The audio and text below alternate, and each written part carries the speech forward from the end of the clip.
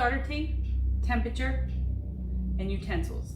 The top 3 reasons that people get mold.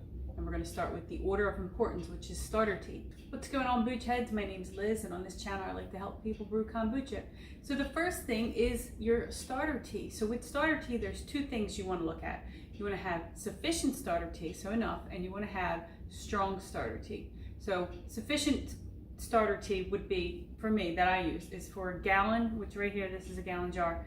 1 cup of starter tea with the pellicle or SCOBY. A half-gallon jar, I use a half a cup of starter tea. If I'm not using a pellicle or SCOBY, this slimy dude right here, then I double my starter tea. So if I'm not using a pellicle, I would use 2 cups of starter tea for a gallon jar and 1 cup of starter tea for a half-gallon jar. And if you're making more, obviously you would times that or minus it if you're making less. Strong starter tea. That's anything with a pH of less than 3 or less. If you don't have a pH meter, that's fine. You don't need one. I brewed kombucha for 6 years before I even picked up a pH meter, and that was just out of curiosity. So for me, I let my kombucha ferment for at least 12 days, and that gives me a strong enough starter tea. So that meaning that enough of the sugar has been converted by the bacteria and yeast, that the pH has lowered, and once you add that starter tea to a new batch of fresh sweetened tea, it's strong enough to get in there and start eating it up. Number 2 is having the right temperature. So 68 degrees or above. I'll put what the Celsius is down below. I'm American, so we don't use that. When the ferment is less than 68 degrees, what happens is in colder temperatures, the bacteria and yeast start to go dormant. That's why you never put your SCOBY and your starter tea in the refrigerator. So once it goes dormant, the bacteria and yeast are essentially sleeping, so they're not going to work to convert the sugar over. And as the sugar sits there and the pH is too high, that's when you can get mold. If you're in a cold area, or maybe your house is just cold, or for whatever reason, there are little mats you can buy to put onto your jars. I've never used one. I've talked to people that have contacted me on Instagram that use them, and they say they work great. I'll put some links down below. They may or may not be affiliate links, I don't know, but that would be an option. You could also, so I have granite, right, and the granite's cold. So you could also put a towel down. That would help it a little bit. I don't know how many temperatures and degrees that would, degree temperatures that would increase it, but it would keep it a little bit warmer. I've actually seen people put like SCOBY kombucha sweaters around it. So like, almost like putting a sweater on your jar. I don't know how well that helps. And the third one is the location of your kombucha.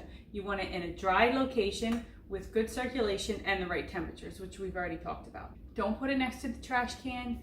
Don't put it in the laundry room if it's wet and there's like a lot of moisture in there. Don't put it in the bathroom closet. These aren't places we want to put our kombucha. I know people that have roommates have put it in their closet in their bedroom or store it on their dresser. As long as it's a dry area and the circulation is good, you should be okay. I have had people reach out to me that had their kombucha next to the trash can because it was the only spot they had in their kitchen, and they kept getting mold. Once they moved it away from there, they didn't get the mold. And it makes total sense, right? All this stuff in the trash can, the old food is going to get moldy, and then it's in the air, and kombucha picks up on things in the air. Another thing to consider, guys, is your utensils that you're using.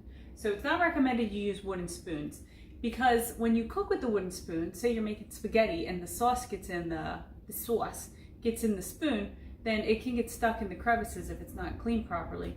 And then if bacteria is growing on that and you use that to stir up your tea, well, now you have those pieces of food that are old, that already have mold, going into your kombucha jar.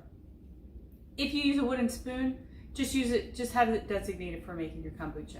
I usually use plastic spoons or spatulas. That way I don't have to worry about that. If you got mold, you need to sterilize that jar and anything that touched it. Throw all the kombucha out. Throw it out, throw the SCOBY out, and you just gotta start fresh.